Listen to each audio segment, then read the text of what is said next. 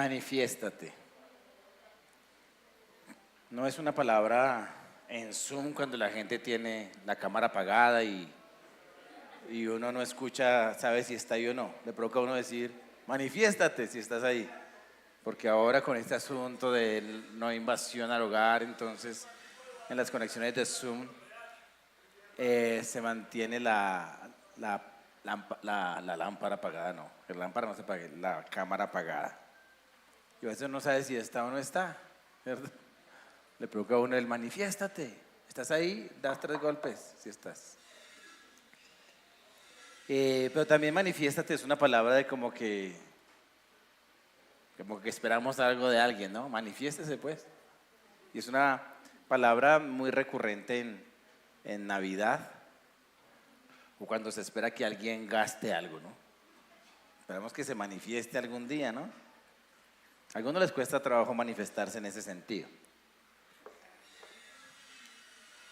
Y esa manifestación era la que yo esperaba en cada diciembre.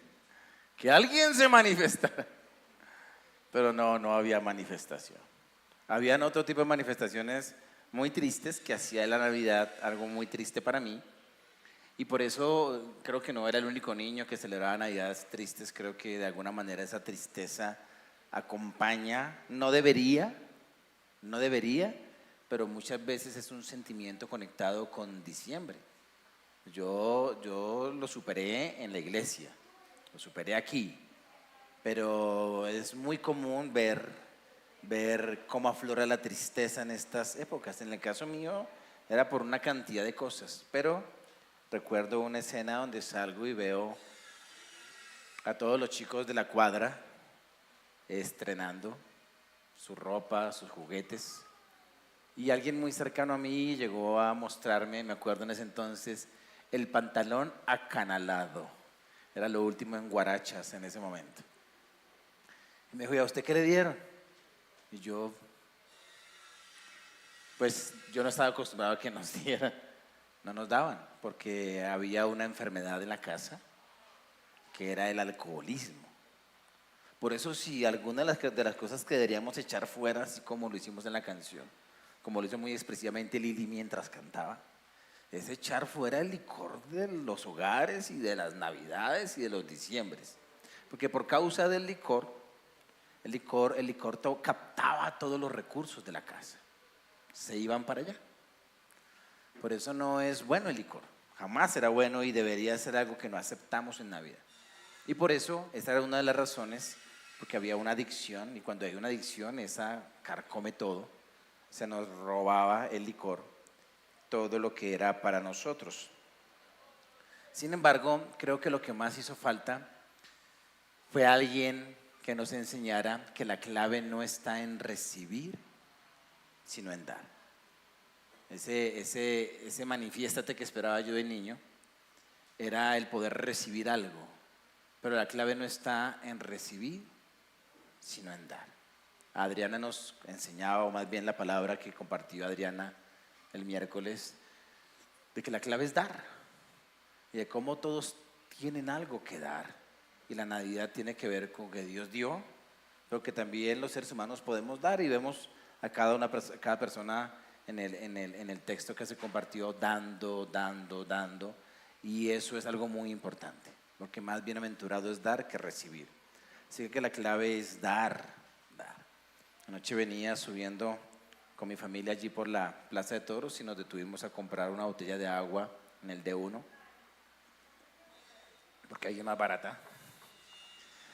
Y entonces le dije a Lucas, ve y compras. Y me quedé esperando a que saliera, además porque había una serie de personas allí en una situación difícil, ¿no? Piden moneditas después de salir, y cuando tú ves a alguien con una apariencia de calle, de desprotección, de necesidad y de todo lo que esa apariencia implica, pues yo le echo ojo a mi hijo que al salir no pase nada, ¿no? Con aquella persona. Y entonces cuando lo veo que Lucas se acerca a él porque la persona le dijo algo. Entonces yo me quedo mirando la escena y tal vez Lucas dio de lo que tenía. Él no tenía nada, tenía solamente las vueltas que me tenía que dar a mí. Y no me dio vueltas, Entonces se acerca a la persona y le extiende lo que tiene en la mano, que probablemente eran las vueltas. Cuando gira y se viene hacia el carro, vi una cara de felicidad en él por haber dado. Y dije, de eso se trata, de dar. Y de dar de lo que se tiene. Por eso quiero continuar con lo que ya se enseñó el miércoles, pero lo voy a limitar a 3 regalos esenciales. Cuando hablo de regalos esenciales, permítame redundar en la palabra esencia. Tiene que ver con la naturaleza de lo que debería ser o de lo que es la Navidad. Por eso quiero hablar de 3 regalos esenciales en Navidad. Y obviamente esos 3 regalos vienen de aquel a quien celebramos en diciembre. Porque ¿qué celebramos en Navidad? El nacimiento. El nacimiento, eso es Navidad. Navidad es nacimiento. Navidad no es consumismo. Navidad es nacimiento. La natividad, el nacimiento de Jesucristo. Y allí empiezan los regalos. Por eso vamos a mirar esa Navidad desde el Evangelio de Juan. Tú ves a Mateo hablándonos de los reyes que traen regalos. Tú ves a Lucas contándonos allí de este encuentro de madres embarazadas, de ángeles sorprendiendo con noticias maravillosas del nacimiento del Señor en un pesebre. Marcos va de una vez a la edad adulta de Jesús, pero Juan toca el nacimiento de una manera muy sencilla, corta, pero profunda. Y esa Navidad la vamos a ver en Juan 1.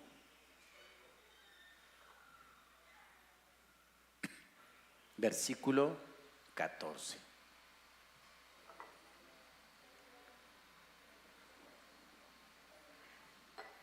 Ahí está la Navidad. Léela conmigo. La primera frase. Y el Verbo se hizo hombre. Feliz Navidad. Y el Verbo se hizo hombre. Y eso es poderoso. Es un misterio muy hondo, pero a la vez es un regalo. Es un regalo. Primer regalo de Navidad. Él se hizo humano. Es el primer regalo. El primero que Dios da. Y allí el énfasis, permíteme hacerlo, no nos vamos a ir de ese versículo. Ese versículo va a estar ahí todo el tiempo, porque ahí vamos a masticarlo. Es como que tú abres el detalle y vas a ver allí 3 regalos muy importantes. Dice el Verbo se hizo hombre. ¿Quién se hizo hombre? El Verbo. No dice el texto y el Padre lo hizo hombre. Es una decisión y una ejecución del mismo Verbo. Les doy un poquito de contexto a aquellos que no están tan familiarizados con el Evangelio de Juan, sin irnos del versículo. Comienza el Evangelio diciendo: en el principio era el Verbo, y el Verbo era con Dios, y el Verbo era Dios. Este estaba en el principio con Dios. Todas las cosas por Él fueron hechas, y sin Él nada de lo que ha sido hecho fue hecho. En Él estaba la vida, y la vida era la luz de los hombres. Ahora, está hablando del Dios Trino, Padre, Hijo y Espíritu Santo, pero está haciendo énfasis en la segunda persona de la Trinidad, que es, y no hablamos de segunda por jerarquía, sino por cómo se menciona. Estamos hablando del Dios Hijo, y al Dios Hijo Juan lo llama el Verbo, y dice que el Verbo estaba desde el comienzo, desde el principio, y estaba en una profunda relación con Dios, porque dice que estaba ante Dios, cara a cara con el Padre. El verbo estaba en el principio con Dios y era Dios. Y dice que ese verbo hizo todas las cosas. Entonces nos presenta a Dios Hijo como creador, como que está allí. Dice que nada de lo que fue hecho sería posible si Él no lo hubiese hecho. Todo lo hizo Él. Entonces nos muestran a un hijo, a un Dios Hijo que es eterno, pero no solamente es eterno, es omnipotente. Todo lo hizo, absolutamente todo lo hizo. Él fue el creador. Y ese Dios eterno, ese Dios omnipotente, se hizo criatura. A ver, perdón, les aclaro el asunto. Él no es criatura en el sentido de ser creado, porque por eso empieza el Evangelio mostrando que es eterno, que es omnipotente y que es Dios, sin principio y sin fin. Pero Él toma la imagen de las criaturas, y eso es lo que es la humanización.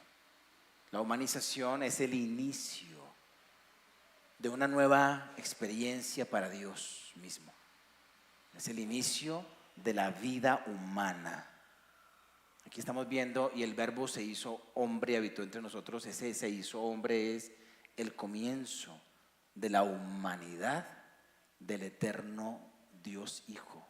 Y eso es más grande que tu mente y que tu imaginación. ¿Por qué? Porque puede hacerlo, porque es todopoderoso.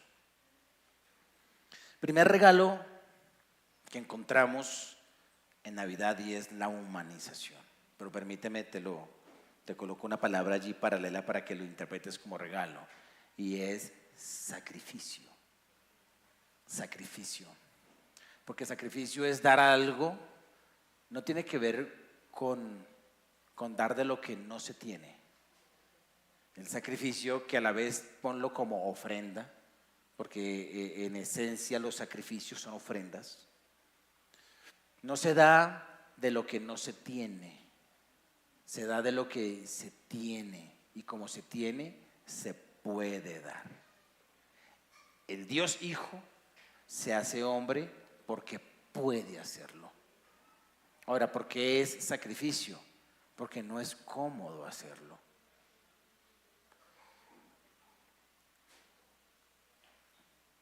El Dios Hijo vive en una atmósfera, en un ambiente de perfección, de pureza, de santidad, de amor, de todo lo bello, hermoso y deseable que cualquier ser con vida pudiese anhelar. Él está ya en esa dimensión.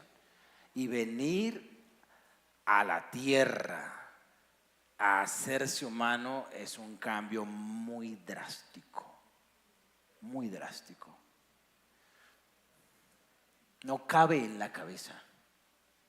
No podríamos explicarlo porque no conocemos plenamente esa dimensión de santidad. No la conocemos. Esa dimensión de perfección, esa gloria que está ya entre el Padre, el Hijo y el Espíritu, es desconocida para la humanidad, Pero Él, en Navidad, decidió dar sacrificialmente de algo que Él podía dar. Solamente Él podía hacerlo por ser omnipotente.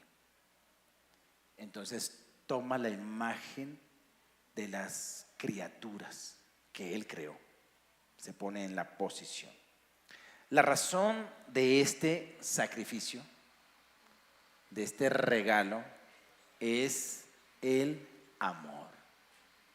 No es la obligación, no es el que le tocó, sino la motivación profunda, que ustedes la van a ver en todos los evangelios, es porque simplemente ama a la humanidad. Entonces, detrás de el verbo se hizo carne, tú ves una profunda motivación de amor.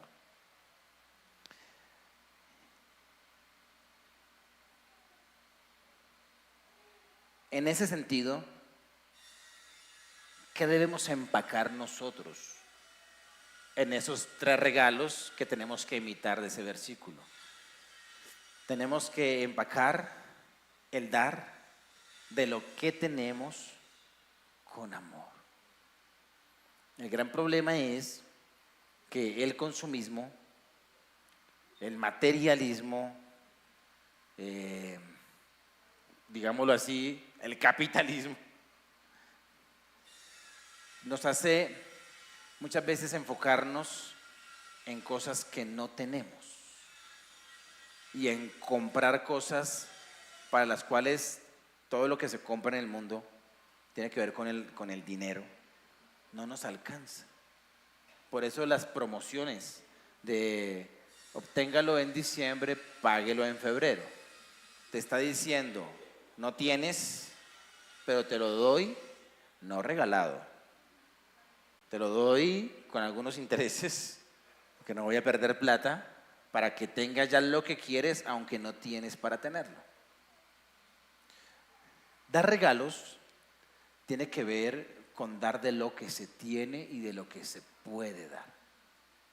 El Dios omnipotente que todo lo puede, pues dio algo muy grande conforme a su poder creador y al gran amor que es parte de su esencia, y es que se hizo hombre. Eso es algo que nada en el mundo, nada de las riquezas del mundo o del universo podría comprarse, pero Él puede darlo y lo da generosamente.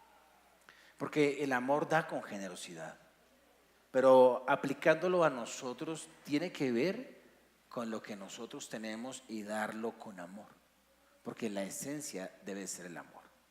Entonces, voy a colocar un ejemplo un poco exagerado. Si tienes 10,000 pesos y tienes 3 hijos como yo, todo un triple papito, pues da esos 10,000 pesos, 3,000, 3,000, 3,000, con un profundo amor. ¿Es tacaño? No, porque es dar todo. Y los otros 1,000, pues para mi esposa y para mí, 500, 500. No es coger y endeudarnos para dar una serie de cosas que a la final no están bien.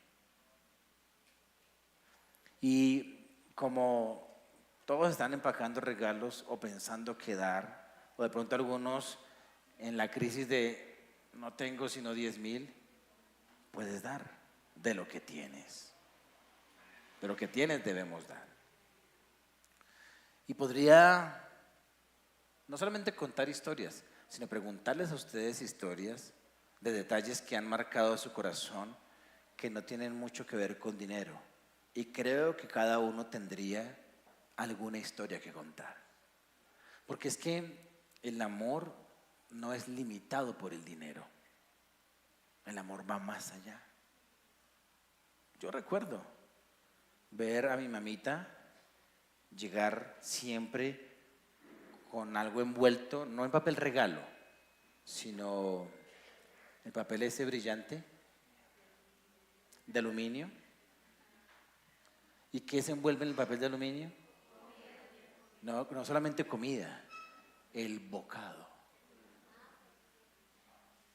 ¿Y qué va en el bocado? ¿Con qué va sazonado el bocado? Con amor, con pensé en ti, con decidí negarme para darte. Siempre recordé eso profundamente en mi corazón. Recuerdo a mi mamá con una camisa de colegio que estaba rota por aquí en el cuello, el uniforme, ¿no? Después de un tiempo se rompen en el cuello. Cogerla, cortar, cambiarle el cuello, voltearlo, y la misma camisa lavarla y plancharla muy bien.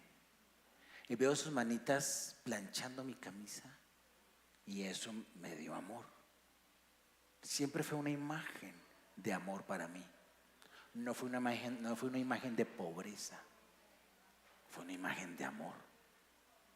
Entonces, lo que pasa es que hay un bombardeo tan fuerte de materialismo que nos hace pensar que no tenemos que dar. ¿Y qué es dar? Con sacrificio y con generosidad. Es dar de lo que tienes. Entonces no buscamos regalar de lo que no tenemos. Buscamos de lo que tenemos y podemos dar. Nuestros niños, un niño que no trabaja, que no ha entrado todavía en este dinamismo de trabajar para tener plata para comprar, aunque de pronto algunos de ellos quisieran. Cuando uno les dice a ellos, bueno, da algo, lo hago con mis 3 niños, pero ¿qué compro? No, pues da lo que tienes. Y por ahí un día Caleb salió con un poema para la mamá. Y dije, wow, lo tenía por allá guardadito en su corazón. Y créeme que eso conecta allí. Entonces uno puede dar. Ahora, no dice, y Dios tan grande mandó plata para todo el mundo. No. Se redujo. Descendió. Se hizo como uno de nosotros. Eso es amor. Y eso es dar sacrificialmente. Se despojó de su gloria,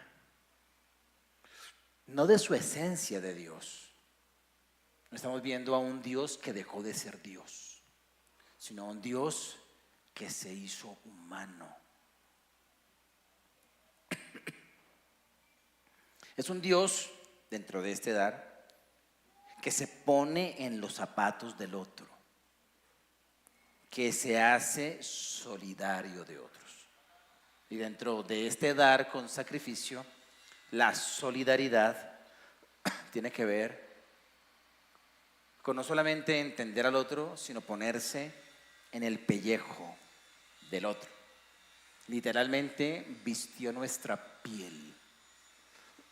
Y eso es algo que nosotros debemos también empacar o envolver en regalo. Y es hacernos solidarios con otros en su origen pecador. Porque tú no vives con arcángeles, ni con serafines, ni con querubines. Tus vecinos no son arcángeles. Tu familia tampoco. La comunidad donde vives, el conjunto, el barrio, las calles, no. ¿Quiénes son ellos? Pecadores. Son pecadores, ¿por qué? Porque son humanos. Porque son humanos que tienen una naturaleza caída. Entonces, cuando nos hacemos solidarios, número 1, en su origen pecador. En su situación actual también. Hay algunos que están en la inmunda, como ustedes y yo estuvimos. ¿Sí o no? Porque ¿a quién no lo cogió un 8 de diciembre por ahí botado en la calle? Pues de pronto algunos de ustedes no. Gracias a Dios si no ha sido su experiencia. Pero desde el 7 de diciembre hasta el 7 de enero yo bebía todos los días. Todos los días. ¿Por qué? No conocía a Dios. Entonces, cuando uno ve rumbas como la de anoche, bueno, de pronto los que no viven la perseverancia no tienen que experimentarlo en la dimensión que se experimenta acá, ¿no?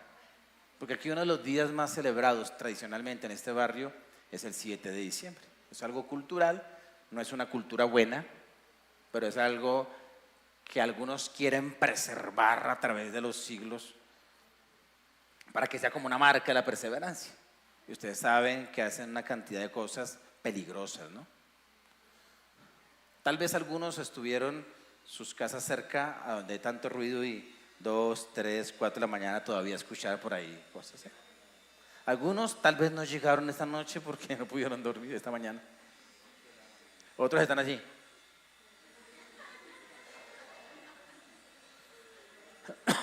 ¿Qué es solidarizarse? Es entender que estuvimos ahí. Es lanzarle buenos deseos en medio de nuestra trasnochada. es bendecirlos, diciendo: Señor, guárdalos, protégelos, porque uno sabe que ahí peligra la vida.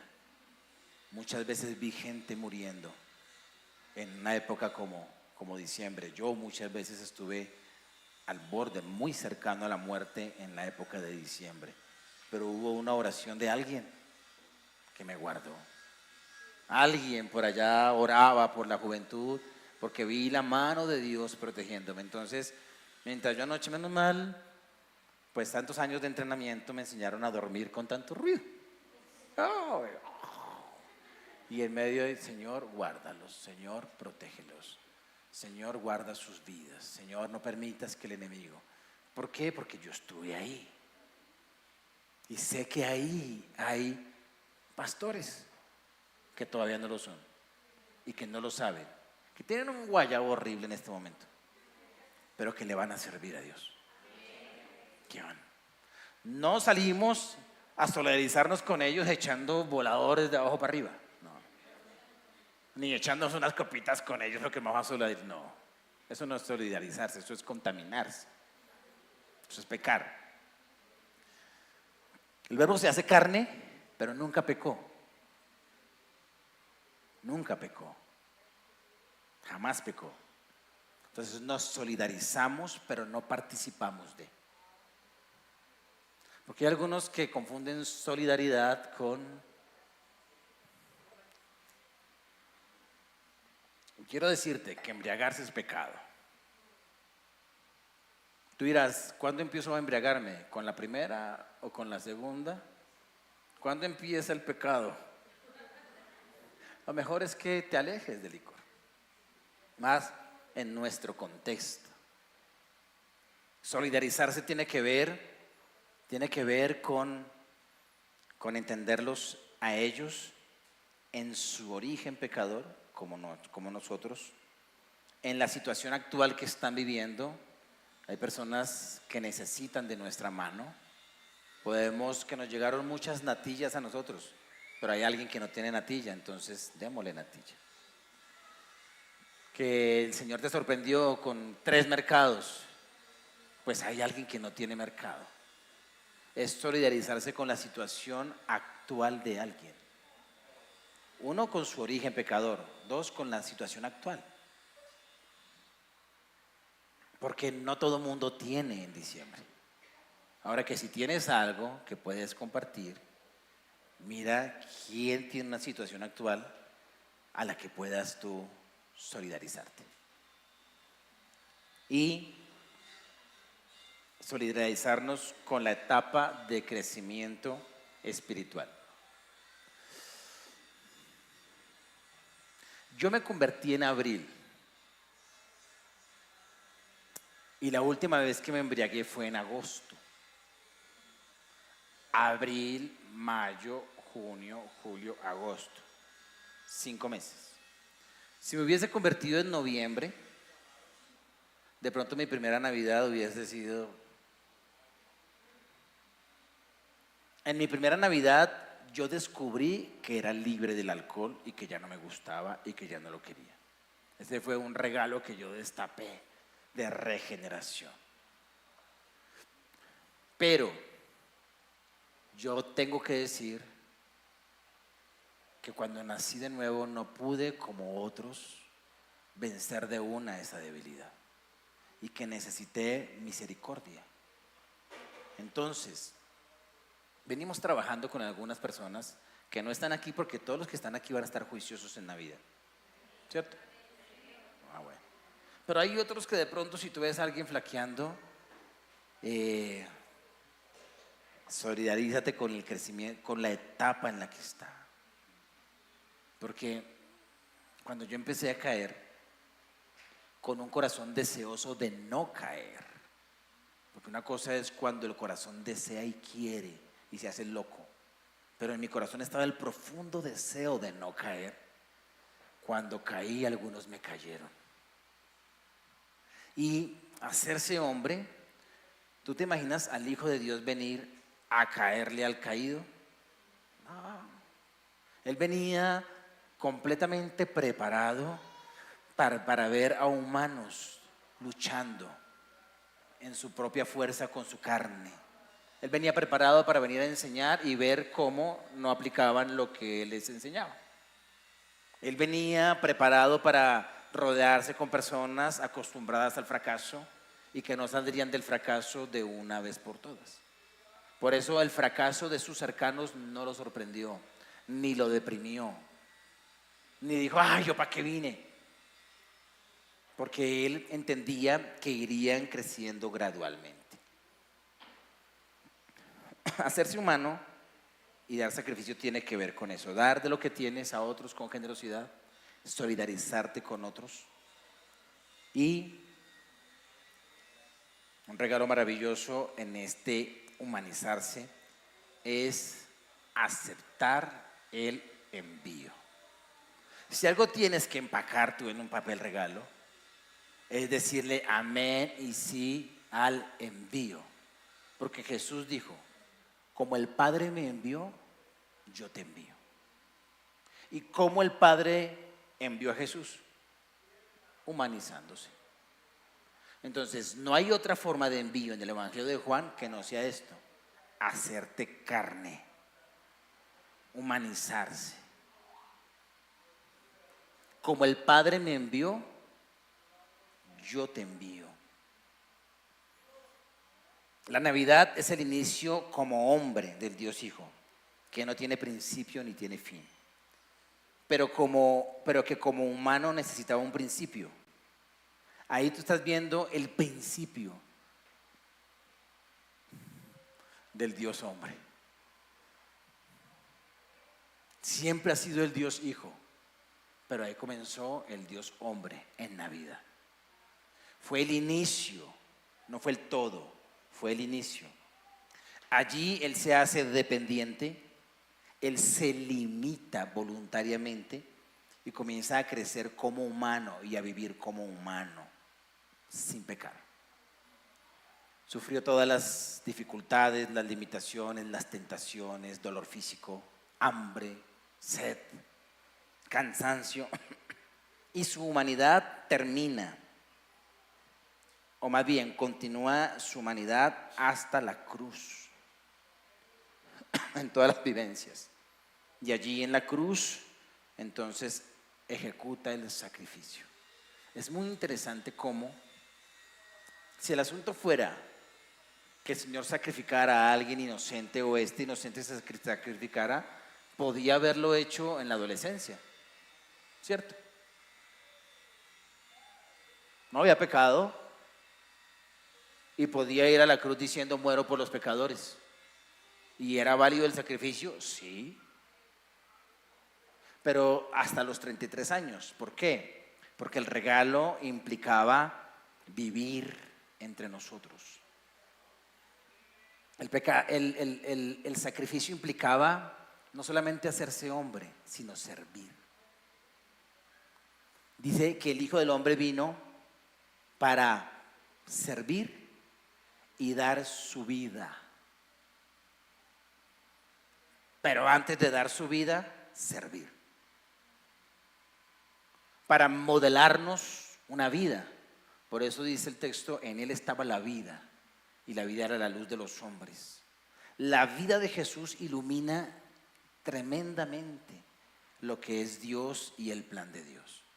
No sería lo mismo el nacimiento y la cruz de Jesús si no tuviéramos en medio la vida de Jesús como ser humano.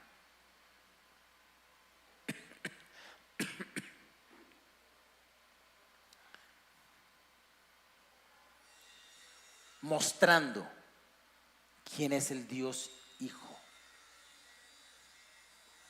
sirviendo y a través de su servicio captar a muchas personas.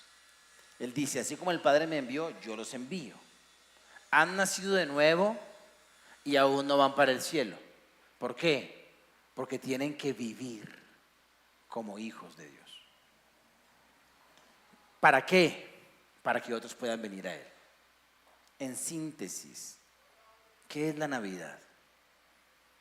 El Dios Hijo que se hace hombre para que los hombres que lo aceptan en fe y arrepentimiento se hagan hijos.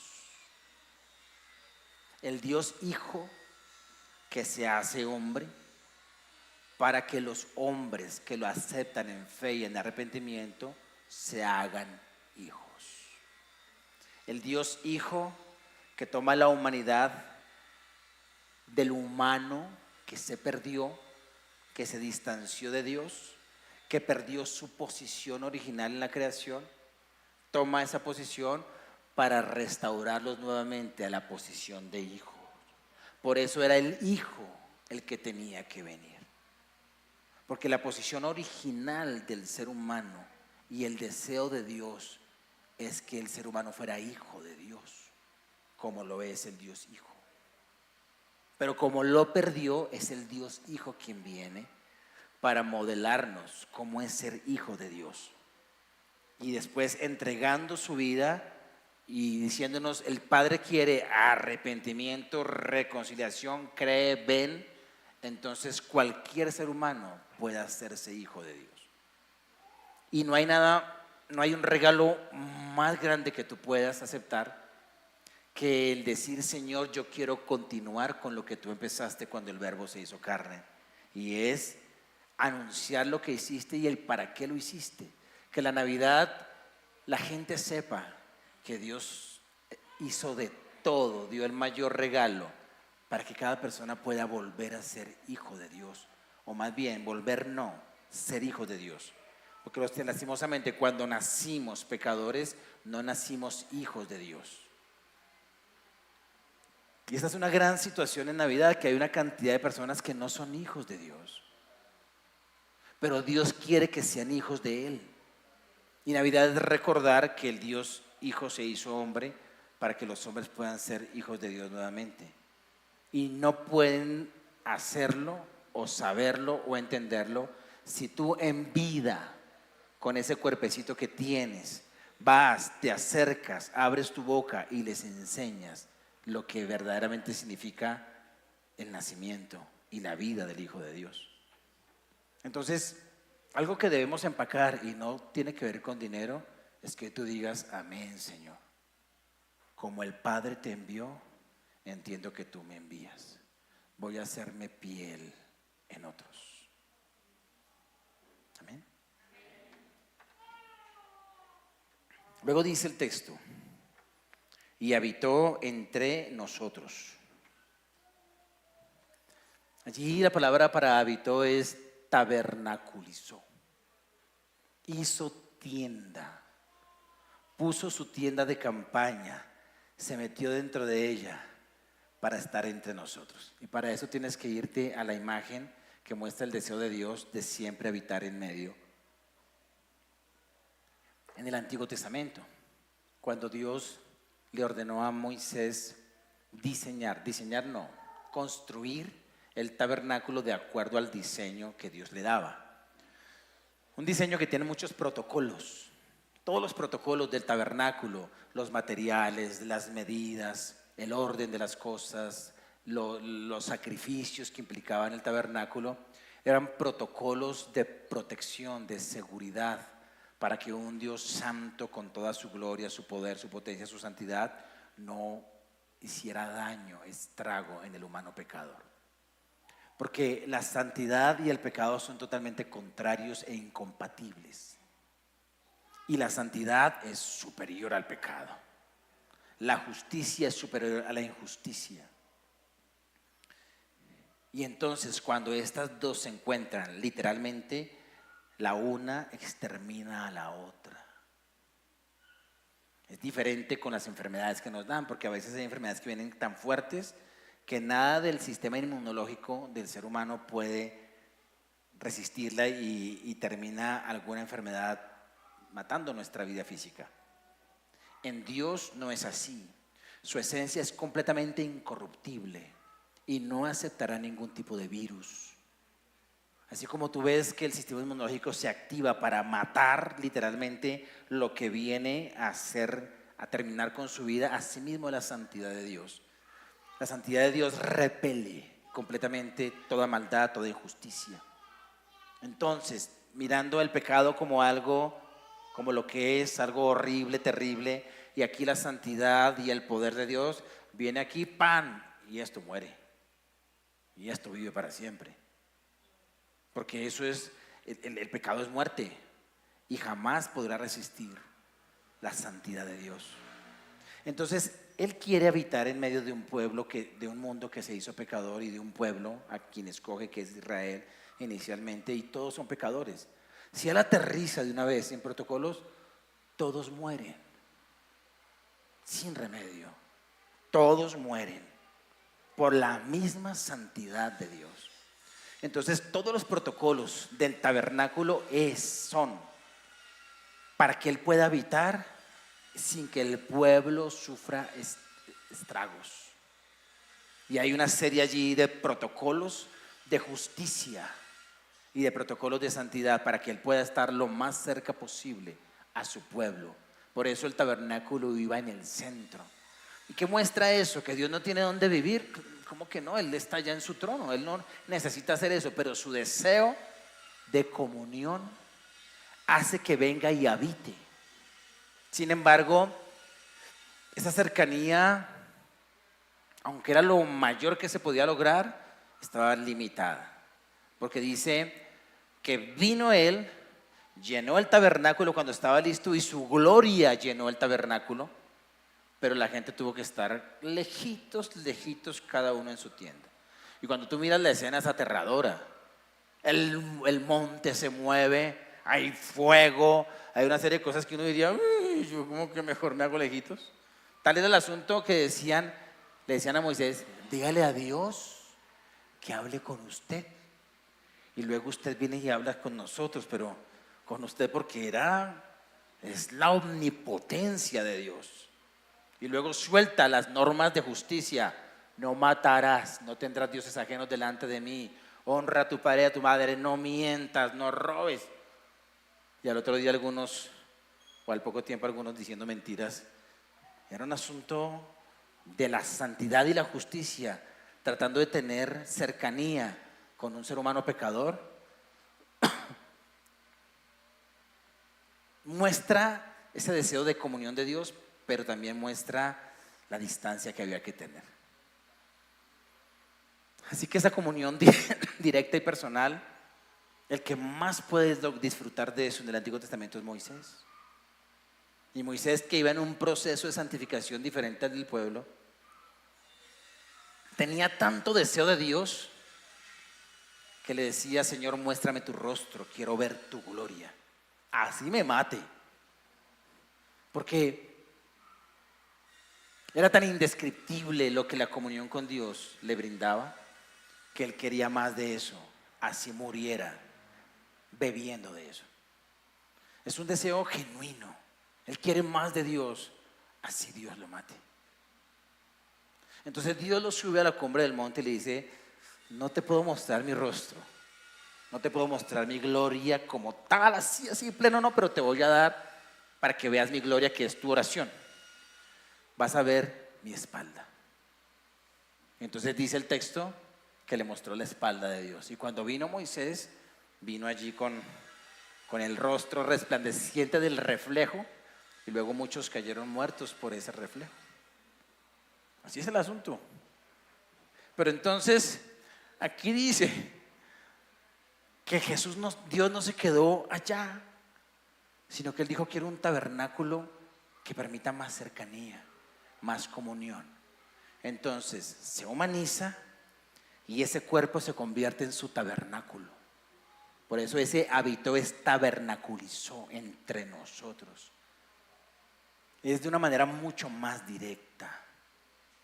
Y entonces llega ese Dios que de alguna manera sigue siendo lejano en el Antiguo Testamento, se hace completamente cercano y se sienta y come con ellos y los abraza y se recuestan en su pecho y les habla y camina con ellos. ¿Qué podemos empacar en regalo? El envío tiene que ver con aquellos que no conocen lo que es la humanización y el para qué vino Jesús a hacerse hombre. Este segundo tiene que ver con quienes sí lo conocen. ¿Qué empacamos en regalo? Comunión. La comunión se regala.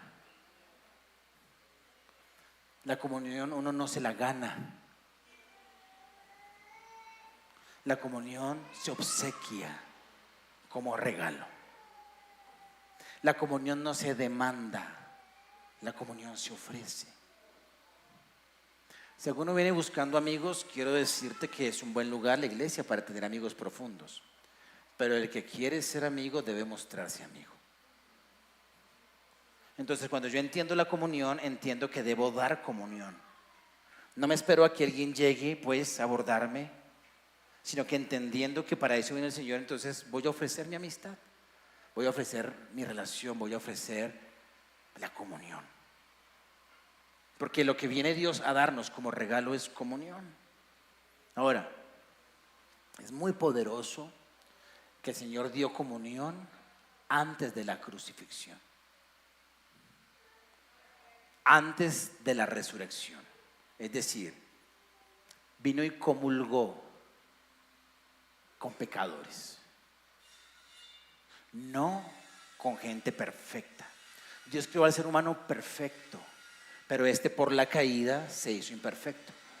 Y Él viene y tiene comunión con quienes aceptaron su llamado, pero que son imperfectos. Y es muy importante comprender esto de la comunión, porque la comunión es una de las cosas que quiere romper el enemigo. Y para poder entender, para que eso no se rompa, debo entender que la comunión es un regalo. Es un regalo que supera el pecado relacional. Es un pecado que supera el defecto de humanidad. Dios superó la distancia de la caída y trajo la comunión aún antes de la crucifixión. Él no dijo, primero tengo que lavar sus pecados para que tengan comunión conmigo. Él tuvo comunión y luego lavó los pecados. Porque es la sangre de Jesús la que lava pecados. Por eso la imagen de la Santa Cena y la imagen del Getsemaní antes de la muerte muestra en pleno esplendor el regalo de la comunión, que aún a Judas le permitió mojar la copa, el pan en la copa. Eso es comunión, que Judas no la apreció y jamás la entendió. Por eso la caída de Judas empieza cuando él, por no entender la comunión, rompe la comunión, porque es en la Santa Cena cuando él entrega al Señor. Y no solamente rompe la comunión con Jesús, rompe la comunión con los demás discípulos. Por eso a partir de allí ya no se mencionan 12, sino 11. Uno que no entendió y sale del pueblo. La comunión es completamente poderosa, pero los otros en comunión pecaron. Y en comunión negaron. Y en comunión dejaron solo al Señor, pero Él no les quitó la comunión, porque la comunión es un regalo. Y la comunión es deliciosa. Y la comunión es necesaria. Por eso podemos dar comunión como regalo. Comunión, obviamente, con tu familia, con tus niños, con la iglesia. Una de las cosas que me hicieron caer tantas veces a mí fue la comunión. Por eso la comunión no es para aquel que aún no está en el reino. La comunión es con familia, obviamente porque es tu familia, es una comunión natural. Pero la comunión es con aquellos que buscan a Jesús, aquellos que han entendido el significado de la Navidad, aquellos que cuando están juntos tienen menos posibilidad de pecar. Porque si yo estoy solo en un ambiente de comunión con personas que no tienen temor de Dios, todos van a estar diciendo, hágale, venga para acá, venga para acá. Y si yo tengo crisis todavía con eso, pues muy fácilmente doy el paso. Pero si yo, aunque tenga todavía debilidad, me uno con este que también tiene debilidad y ella también, parecida a las debilidades, y tú también, y nos unimos, aunque tengamos debilidad, no nos vamos a motivar allá, porque también tenemos algo común aparte de la debilidad, y es que hemos entendido el significado de Jesús. Por eso la comunión se convierte en un regalo para que otros no pequen. Y Dios da amigos como regalo, amigos de comunión. Él habitó entre nosotros a pesar de, y eso es comunión. ¿Con quién? Con los hijos.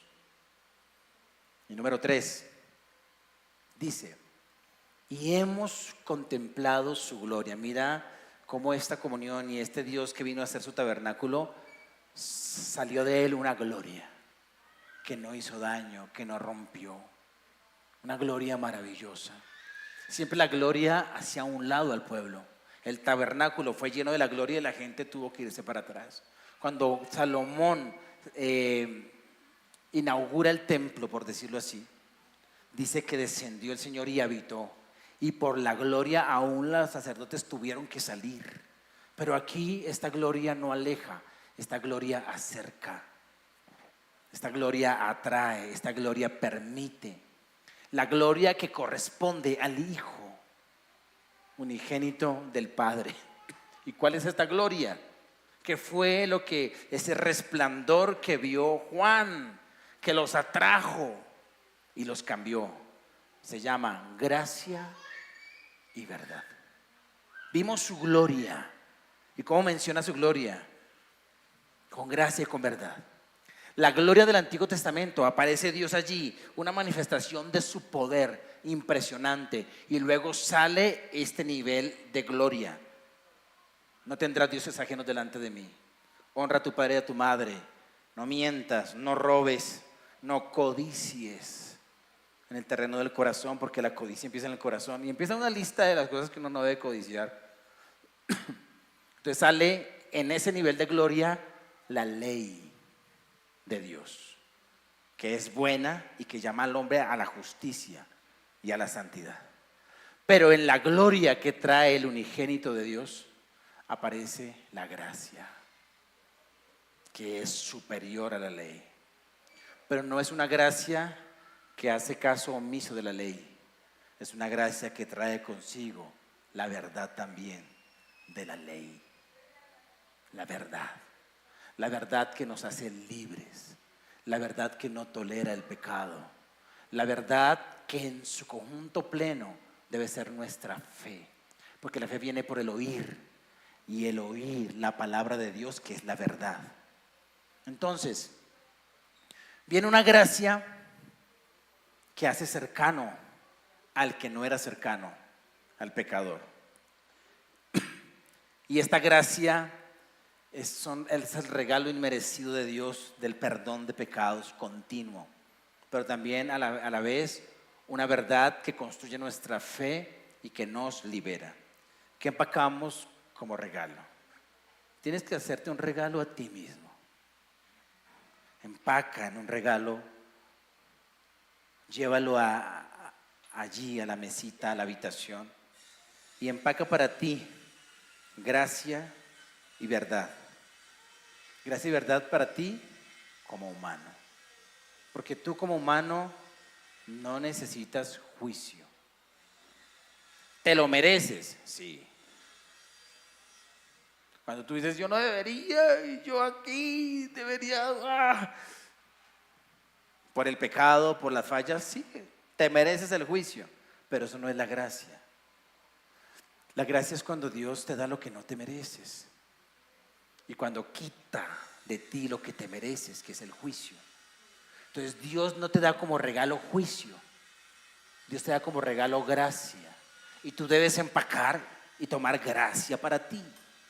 Necesitamos gracia, tomar de la gracia de Dios para nuestros errores, para nuestras debilidades, para las áreas donde somos vulnerables, tomar gracia, porque hay promesas de Dios. Dice que el pecado no se enseñoreará de ti, porque no estás bajo la ley, sino bajo la gracia. Entonces tienes que decirle a tu debilidad, tengo algo mayor que lo que tú haces aquí tratando de hacerme trastabillar. Hay algo mayor que se llama gracia.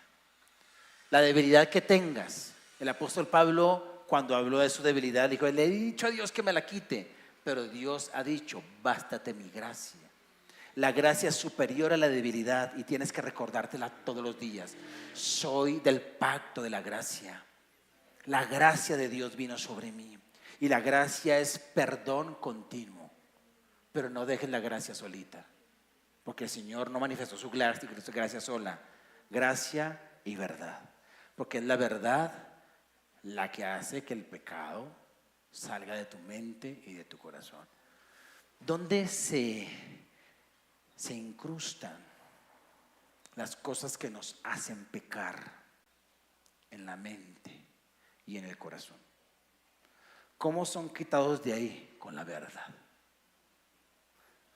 Proverbios ya lo anunciaba: con misericordia y verdad se corrige el pecado. Y tú corriges tu pecado con gracia y con verdad. Entonces tienes que empacarte para ti gracia, que es perdón continuo, y a la vez la verdad. Hay una espada de Dios esperándote, no para matarte, para operarte. Porque su palabra es como una espada de doble filo. Ahí está hablando del bisturí que opera, no de la espada que asesina. Está hablando de un arma de doble filo corta, con la que se hacen operaciones. Dice que la espada, que la palabra de Dios es una espada de doble filo que entra hasta lo profundo, hasta allá, hasta el alma y el espíritu, allá donde se esconden muchas veces las concupiscencias. ¿Qué es la concupiscencia? Ese deseo pecaminoso que quiere hacer, que ya hizo nido, que está allí, que como que no. ¿Qué necesitas allí? Eso no lo sacas con tu fuerza. No, a veces quisiera meter la mano, sacar un pedazo de corazón. Este es 37% de corazón, de pecado de corazón. Quisiera como arrancarlo y sacarlo, porque es el que no te quiere agradar, es el que se quiere rebelar, es el que se quiere ir a beber, es el que se quiere ir a fornicar, y está ahí en el corazón. Eso no lo haces tú, lo hace la palabra, pero tú tienes que ir a la palabra, a la verdad. Así que en este diciembre tenemos que empacarnos gracia y verdad. Y para eso tienes que regalarte tiempos con aquel que vino a habitar entre nosotros, que es más, se metió dentro de ti, y decirle: Señor, ven con tu palabra y corta de mí esto, trabaja en aquello, con gracia y con verdad, porque eso se necesita. Tú necesitas gracia y verdad como hijo de Dios, pero también necesitas gracia y verdad como padre, porque el hijo se hace hombre para que podamos entender la dimensión de ser hijos de Dios. Y cuando tú entiendes la dimensión de lo que es ser hijo de Dios, podrás conocer al Padre, y al conocer al Padre te califica para ser padre. Entonces tienes que empacar gracia y verdad en un regalo para tus hijos, porque a los hijos les caemos continuamente con juicio, con corrección, cosa que de alguna manera sus primeros años ellos no experimentan, sino la ley de la casa, más la gracia por ningún lado. Y en las normas, en las correcciones, tienen que estar estos dos elementos: la gracia. Y la gracia supera el juicio. Entonces, en algunos momentos, cosas que ellos se merecen, y no precisamente regalos, sino correcciones, juicios paternos, que tú miras la oportunidad para darles a saborear la gracia, donde no solamente tú te haces el loco del pecado, porque a veces entendemos así la gracia, no, donde tú pagas el error de tu hijo. Si dañó algo, cómpralo y le dices: tú eres más importante que esto que dañaste, y esto tiene solución. Busca la manera. ¿Cómo puede ser padre que empaca gracia y verdad para sus hijos? Siendo hijo que empaca para sí mismo gracia y verdad de parte de Dios. Y vas a ver cómo ellos comienzan a saborear aquello que el Verbo vino a regalarnos: gracia y verdad. Número 3, tenemos que salir a manifestarnos, porque la creación espera la manifestación. La creación está diciendo en diciembre: manifiéstate a nosotros, a la iglesia. En enero, febrero, marzo, abril, en todos los meses, manifiéstate. Está esperando la manifestación gloriosa de los hijos de Dios. El Dios Hijo se manifiesta ahí en Juan 1:14, y ahora la creación y el plan de Dios es que los hijos se manifiesten. ¿Y cómo nos manifestamos? pues yendo con gracia, no con ley, con gracia y verdad. Es decir, con la justicia de Dios, con el anuncio de un juicio que viene, con el anuncio de que algún día la maldad va a ser quitada y que la potencia, santidad y justicia de Dios van a quitar, pero que antes de eso el Hijo de Dios vino a dar su vida por nosotros. Manifestación. Entonces manifestémonos a otros, porque tú eres un regalo para otro. Tú eres un regalo para otro. En estos días compartí con un regalo de Dios para mí. Se llama Aldo Antonio Cárdenas. Y es la primera persona con la que tuve amistad siendo el cristiano y yo en conversa. Porque entré por esa puerta y llegó con la sonrisa que hoy lo acompaña todavía. Con sus ojos verdes, con su cara de alegría.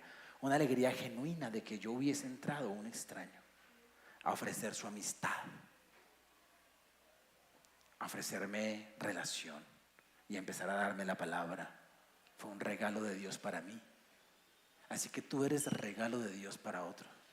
Empácate en papel regalo y ve a otros que no conocen lo que es la Navidad. Ve con gracia y con verdad. Padre, te adoramos, Señor.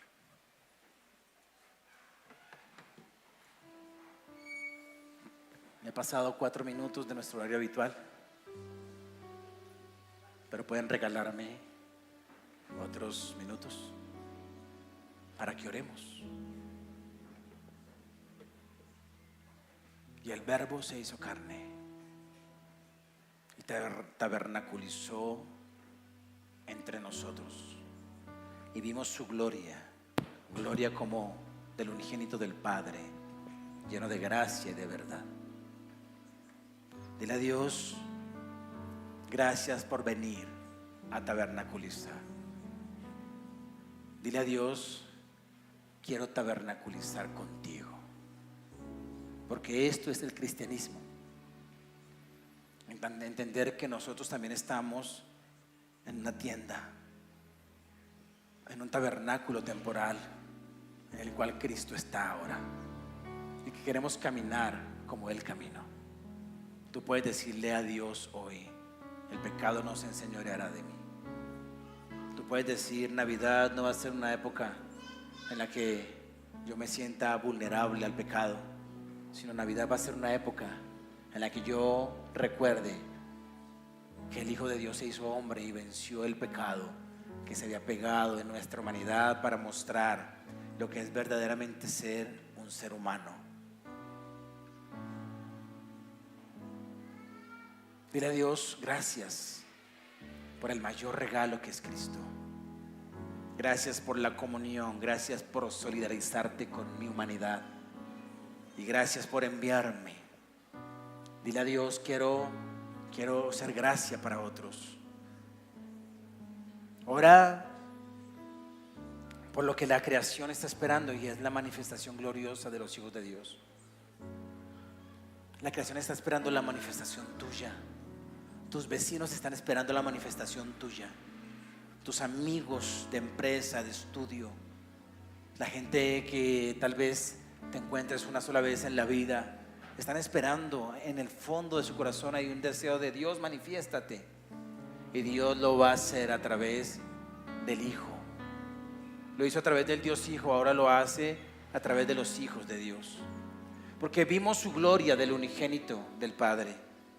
Pero después de eso dejó de ser el único hijo del Padre. Ahora el Padre tiene muchos hijos y el diseño sigue, continúa. Dios quiere seguir manifestándose a través de los hijos. Así que dile a Dios, yo quiero que te manifiestes a través de mí. Quiero ser un regalo para otros. No te pierdas eso, porque es la mayor manera de vivir. La mayor manera de vivir.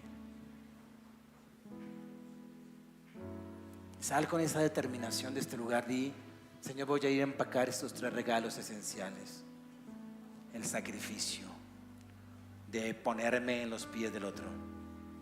Voy a dar comunión como regalo a los hijos de Dios, a la iglesia de Dios.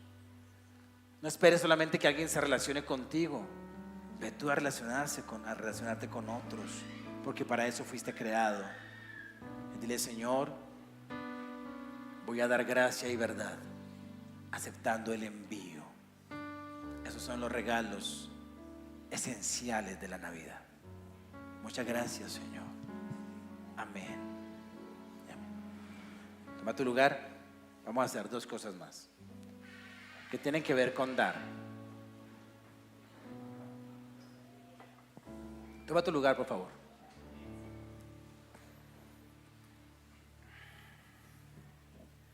¿Qué le damos a un Dios que nos dio tanto? Dale amor en esta mañana y dale gratitud.